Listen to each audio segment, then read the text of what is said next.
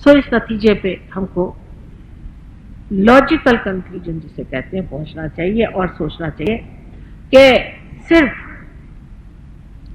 बुद्धि से हम सत्य को नहीं खोज सकते।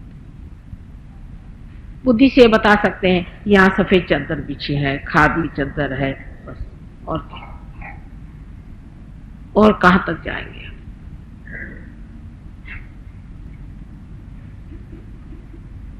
लेकिन क्या आप इस खादी की चादर में बता सकते हैं कि क्या इसे एक साधु ने पहना था या किसी राक्षस ने पहना था?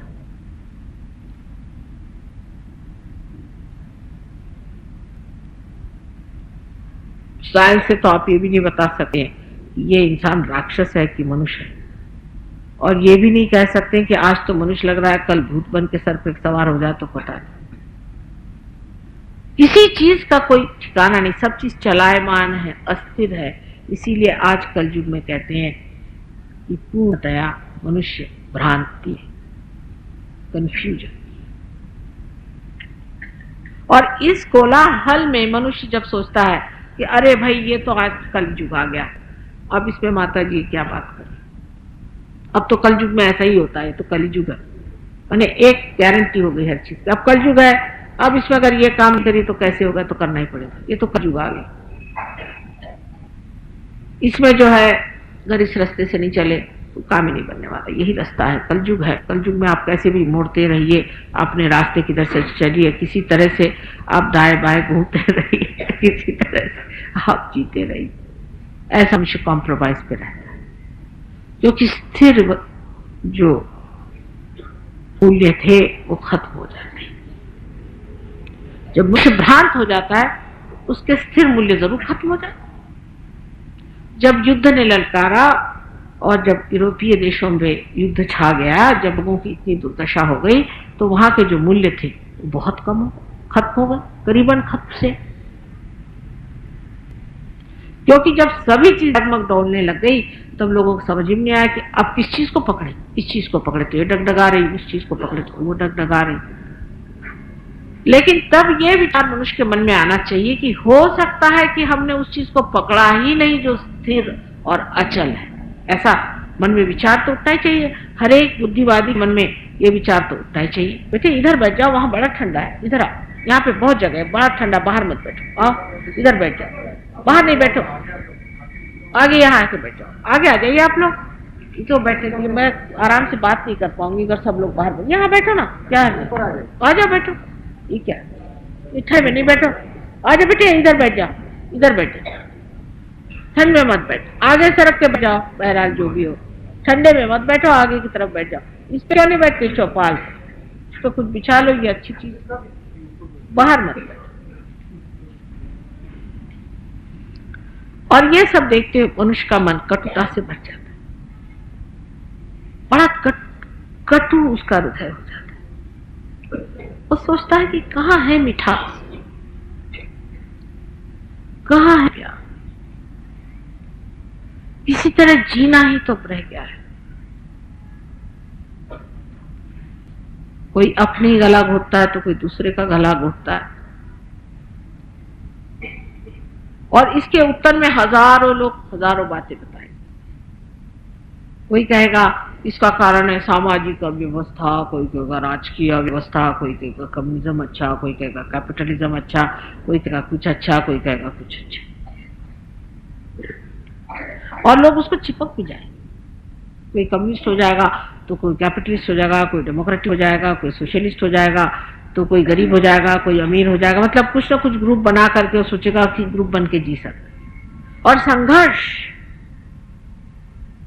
पूरी तरह संघर्ष, और इस संघर्ष में भी चाहते क्या है सो उनको पता नहीं। दलित दल है, कोई है वो आतताई दल है, अरे कि दल बंदियां हो गए, लेकिन सब आपस में हम इंसान होते हुए ये दल कैसे बन गए, इसके पीछे का बड़ा भारी एक रहस्य है। और रहस्य ये है कि उस परमपिता परमात्मा के प्रेम को हम देख नहीं पाते, हम समझ नहीं पाते कि कितनी प्रेम से ये सृष्टि उसने तैयार किया। आप लोग तो एक बीज से एक पेड़ नहीं निकाल सकते, एक फूल से एक फल नहीं निकाल सकते।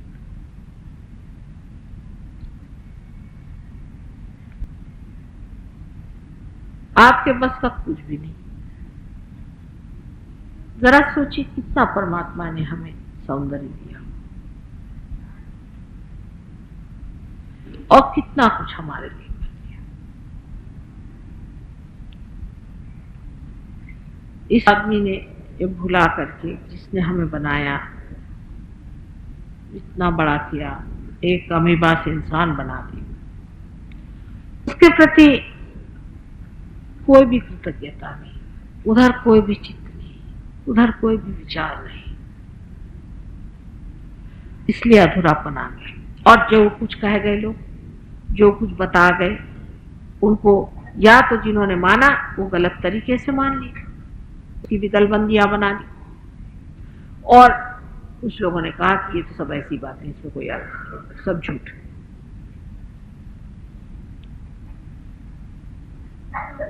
ऐसी सब दशा में कि जब मनुष्य एकदम निराश और हताश है और कटुता से भरा हुआ है और उसकी नजर में परमात्मा का प्रेम भी नहीं झलकता। अभी मेरे सामने देखिए कोहरे में से थोड़े थोड़े से ये पत्ते दिखाई दे रहे हैं, कितना सुंदर बना हुआ है सब, इसका आनंद अंदर छरा जा रहा है। और ये सब सृष्टि का सौंदर्य भी हमारे आंख से ओझल होकर, और हम एक बड़े बोझिल जिंदगी से दबे हुए हैं, तब समझ में नहीं आता ऐसा क्यों। जब परमात्मा ने अपने प्रेम से हमें बनाया, संजोकर बनाया, इतने आनंद से उसने सृष्टि रची, तो आखिर हम इतनी बड़ी आफत में क्यों फंस गए।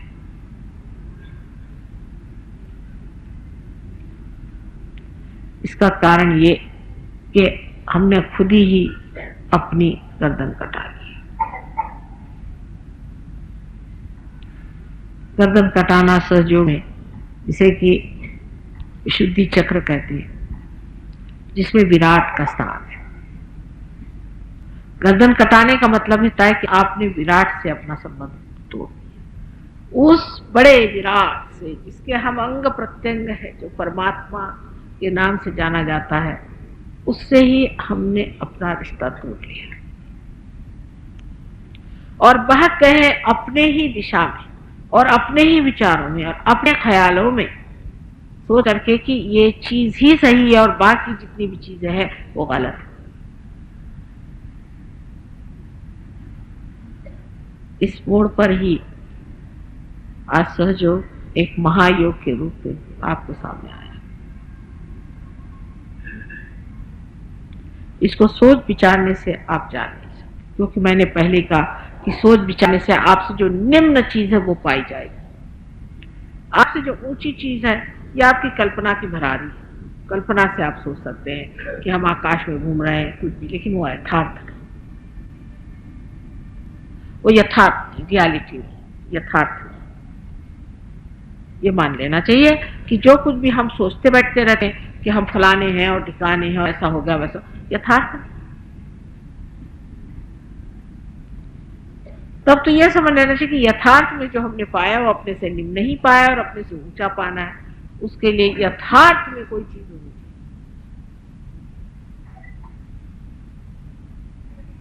और यथार्थ में क्या होना चाहिए, इसका भी विचार उस बनाने वाले ने कर दिया, वही इसको करने वाला, इसका भी विचार। जिसने आपको या आंखें, नाक, मुंह, सब कुछ शरीर दिया है, मन बुद्धि अहंकार आदि सब चीजें आपके अंदर दी है, वही आपको वो भी खूंटी दे देगा जिसमें पहुंचकर आप इससे ऊंची दशा में आ जाए। उसने भी ये सोच कर ही आपको मनुष्य बनाया। लेकिन सबसे पहले तो बुद्धिजीवी को सोचना चाहिए कि ये बुद्धि कहाँ तक पहुंचती है, ये कितनी सीमित चीज है और जब असीम की बात हो रही है तब बुद्धि का बीच में रगड़ना ठीक नहीं।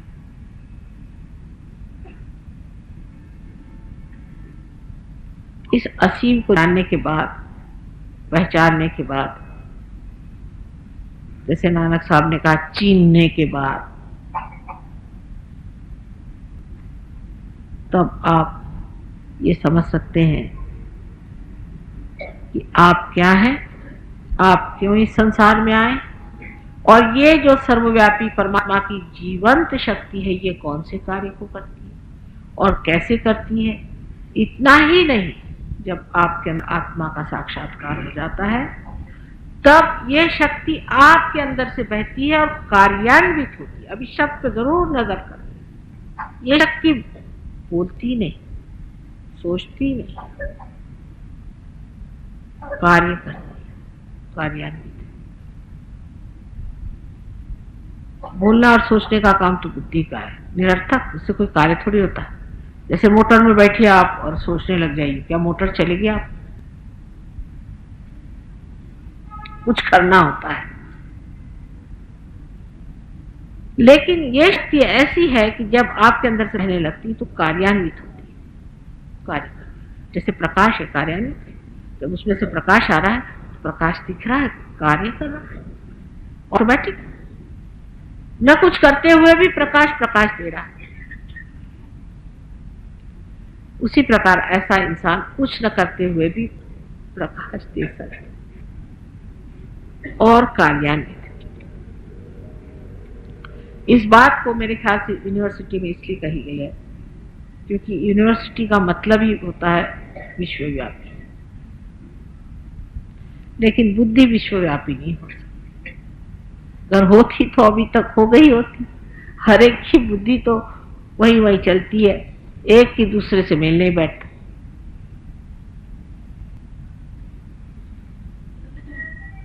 तो इस चीज को पाने के लिए सबसे पहले नम्रता पूर्वक ये स्वीकार करना चाहिए कि अभी तक हमने जो कुछ जाना है वो सीमित, और असीम को जानने के लिए कोई न कोई घटना हमारे अंदर घटित होनी चाहिए, कोई न कोई अंकुर हमारे अंदर जागना चाहिए, जिससे हम जो आज ऐसे सीमित से लग रहे हैं वो आकाश बन करके छा जाए। बड़ों ने समझाने के लिए बहुत तरीके से कहा है कि बूंद को सागर होना चाहिए। अब सब सिमिलीज भी जो हैं या एनालॉजीज भी जो हैं वो भी निम्न चीजों से ही है। ये तो एक बड़ा भारी प्रश्न है कि वो भी कहां से लाए, क्योंकि ऊंची चीज की तो बात ही नहीं कर सकते, और जो एनालॉजी करते हैं वो नीची चीज की करेंगे, और जो भी नीची चीज की करेंगे वो आपको और नीचे की तरफ खसका देंगे। जैसे कहा कि आप बूंद से सागर हो जाइए, वो कहेंगे साहब बूंद से सागर कैसे हो सकता। कितने भी गोल घुमा करके बात समझाई जाए समझ में नहीं आएगी, क्योंकि समझने वाला जो है वो ये बुद्धि का ही प्रकार है। जब समझना आत्मा से ही हो सकता है तब बुद्धि से क्या समझाया जा सकता है, आप ही बताइए। जैसे कि हमारे यहाँ बहुत से विदेशी सहयोगी आए, ये आपके संगीत के बारे में सारे गम भी नहीं जानते, अपने संगीत के बारे में समझा, आपके संगीत शास्त्र के बारे में कुछ नहीं जानते, राग रागिनियों के नाम नहीं जानते। लेकिन अगर कोई सा भी हिंदुस्तानी शास्त्रीय संगीत शुद्ध बजाया जाए तो कितना भी कठिन राग हो उसमें मस्त हो जाता है। उसका वो राग नहीं खोजते, उसके आलापकारी नहीं देखते, पर उसका जो असर है, उसका जो कार्य है उनके अंदर बन जाता है। नहीं तो अगर अपने हिंदुस्तान सुनने बैठेंगे तो पहले पूछेंगे साहब गाने वाली कौन है, फिर ये राग कौन सा है, विचार आ गया बीच में, इनका घराना कौन सा है, इनके बाप दादे कौन से, ठेका कौन सा लग रहा है। लेकिन जो इस चीज पे बैठा नहीं है वो सिर्फ अपने आत्मा से उसका अनुभव ले रहा है, उसका मजा ले रहा है, और वो राग इस चीज के लिए बनाया गया था, वो आनंद पूरा की पूरा उस आदमी में समाया जा रहा है। जिस आनंद से वो बनाया गया था वही पूरा की पूरा आनंद उसमें समाया जा रहा है और उसमें कार्यान्वित है। इस आनंद की प्राप्ति आप सबको हो सकती है, यह हमारा कहना है। आप अगर कहें तो हम भी इस बात को मान जाए। अगर आप कहें कि हम ही क्यों ये काम करें, तो हम कहें आप करें, बहुत अच्छा, आप जरूर करें, हम बड़े खुश हैं कि आप लोग कर ले तो बड़ा अच्छा है, कोई भी कर ले, इससे बढ़कर और कौन सी बात हो सकती है कि वे हमारी जगह और कोई काम कर ले, ये तो बहुत अच्छी चीज है। इस काम के लिए शायद हमें करना पड़ेगा कुछ दिनों तक, अगर आपसे हो सकता तो आप करें। काम है प्रेम का काम, और प्रेम सत्य है और सत्य प्रेम। इतना गहन प्रेम है ये, इसमें मनुष्य फौरन पहचान जाता है कि दूसरों को क्या शिका है, दूसरा कोई रह ही नहीं जाता, इतना गहन प्रेम है। सब अपने अंग प्रत्यंग हो गए, जब दूसरा कोई नहीं रहा तो किसके उपकार करने जा रहेगा।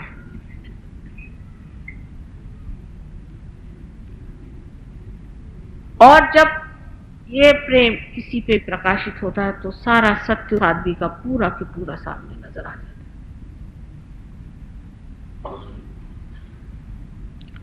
पूरी चीज, पूरी तस्वीर सामने आ जाती है।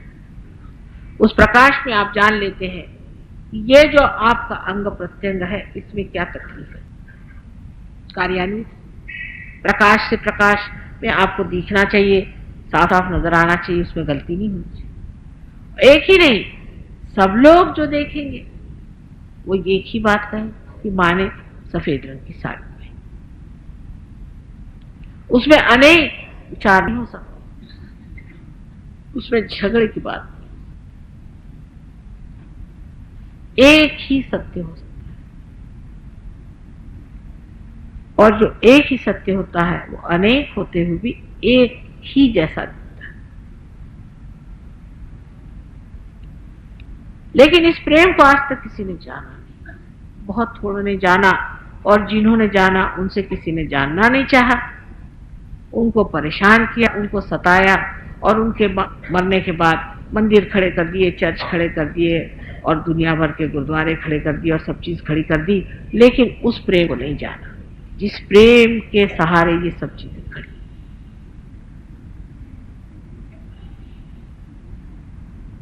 उस प्रेम को जानने के लिए भी आत्मा का ही अवलंबन करना पड़ेगा। जैसे लौकिक चीजें जानने के लिए हम बुद्धि का अवलंबन करते हैं, वैसे ही अलौकिक चीजें जानने के लिए हमें आत्मा का अवलंबन करना पड़ता है। अब कोई कहेगा आत्मा है या नहीं, पहले ही झगड़ा क्यों लेके बैठ गए, पहले ही से इसका उहापोह क्यों है भाई, है या नहीं। अब तो हम सिद्ध करने आए। पहले के लोगों को आप कह सकते थे कि वो सच थे कि झूठ थे, उनके बारे में आप 50 बातें कहिए,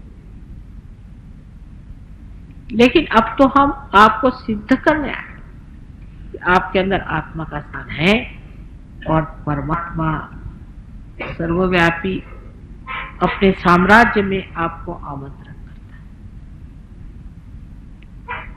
ये सर्वव्यापी शक्ति उस परमपिता परमात्मा प्रेम की लहर है, उसका आनंद देने के लिए ही परमात्मा ने आपको इंसान बनाया। अहंकार से मनुष्य को सुख हो सकता है, आनंद नहीं। सुख के बाद दुख भी हो सकता है, लेकिन आनंद में सुख और दुख दोनों भावनाएं टूट के एकमात्र आनंद होता है, जिसको शब्दों में वर्णन नहीं करा जा सकता, सिर्फ अनुभव किया जा सकता है। लेकिन उसका अनुभव भी इस हृदय से नहीं है जिसको आप हृदय कहते, इसका हृदय नहीं कहना चाहिए, क्योंकि अगर ये हृदय है, ये तो कभी रुलाता है, कभी हंसाता है। हृदय जो जाने वो आत्मा है। री शब्द से, री का मतलब एनर्जी, रा माने एनर्जी, शक्ति। इस प्रेम की शक्ति को जो देने वाला है वो रुद्र। इसलिए वो प्रेम की शक्ति को देने वाला या जानने वाला ये आत्मा जो है इसको पाना चाहिए। इतने तक अगर आप सब बुद्धिवादी उतर आए तो फिर आगे की बात हम कह सकते हैं। इतने तक पहले उतर आइए, ये बहुत जरूरी चीज है, क्योंकि नहीं तो बीच ही में आपकी बुद्धि खड़ी हो गई कि पर माता जी इसका ऐसे कैसे। बुद्धि के सतह पर इस बात का जवाब कुछ भी दे आप संतुष्ट नहीं हो सकते, क्योंकि वो संपूर्ण जवाब हो नहीं सकता। हालांकि लॉजिकली मैं आप ले आई हूँ उस पॉइंट पे जहां आप ये कहेंगे कि अच्छा तुम आप बताओ ये आत्मा कैसे पाया जाए। मुझे आशा है कि ये आप लोगों के सबके अंदर ऐसी भावना शायद हो गई हो कि माँ जो कह रही है उसमें कुछ सच्चाई भी है।